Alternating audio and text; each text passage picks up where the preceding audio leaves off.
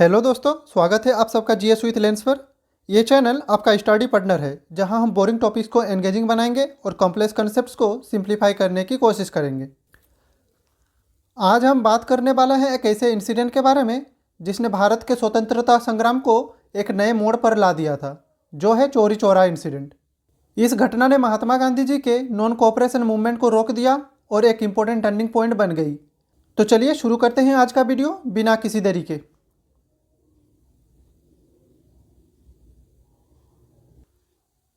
तो सबसे पहले हम देखेंगे बैकग्राउंड ऑफ दिस इंसिडेंट। तो इस घटना को समझने के लिए हमें पहले उसके पीछे का इतिहास जानना होगा। तो it was part of non cooperation movement led by Mahatma Gandhi. तो 1920s के दौरान भारत में नॉन कोऑपरेशन मूवमेंट शुरू हुआ था, जिसका नेतृत्व महात्मा गांधी कर रहे थे। नॉन कोऑपरेशन मूवमेंट का उद्देश्य था लोगों को ब्रिटिश सरकार के खिलाफ एकजुट करना।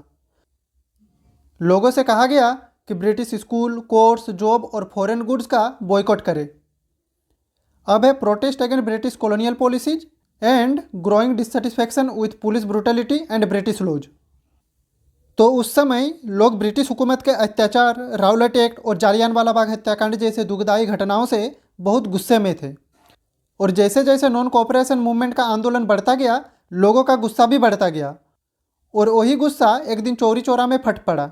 अब हम बात करेंगे की event of this incident.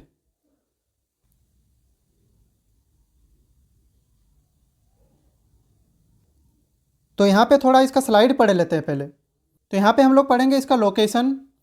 Protesters gathered for a peaceful demonstration,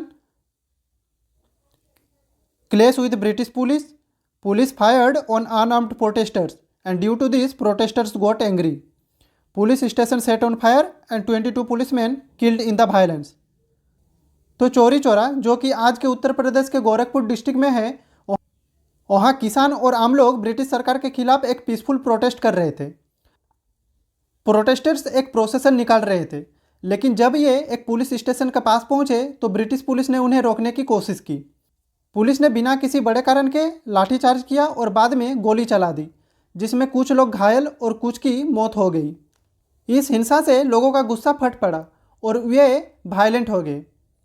भीड़ ने पुलिस स्टेशन को घेर लिया और उसमें आग लगा दी। इस आग में 22 ब्रिटिश पुलिसमैन जलकर मर गए। ये घटना एक बड़ा मोड़ थी, क्योंकि नॉन कोऑपरेशन मूवमेंट एक नॉन वायलेंट आंदोलन था, लेकिन यहाँ हिंसा हो गई। तो चलिए अब हम डिस्कस करेंगे इस घटना के दुष्परिणाम के बारे में, यानी कि आफ्टरमैथ ऑफ दिस इंसिडेंट।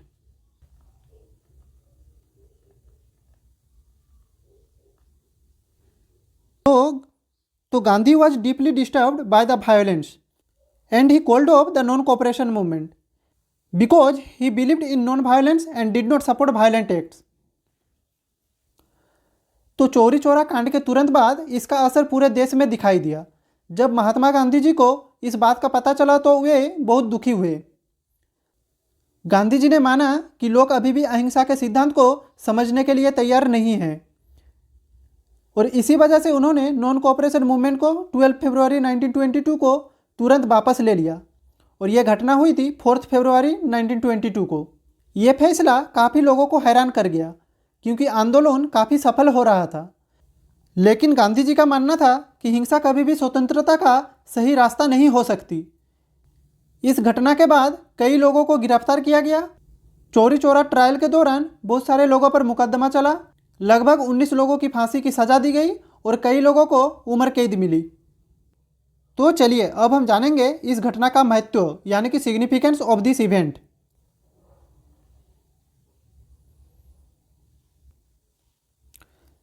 तो this incident highlighted the importance of non violence in India's freedom struggle. Gandhi realised the masses were not fully ready for non-violent discipline and it was a major turning point in the Indian independence movement. तो चौरी चौरा कांड ने भारत के स्वतंत्रता संग्राम में एक important turning point बनाया।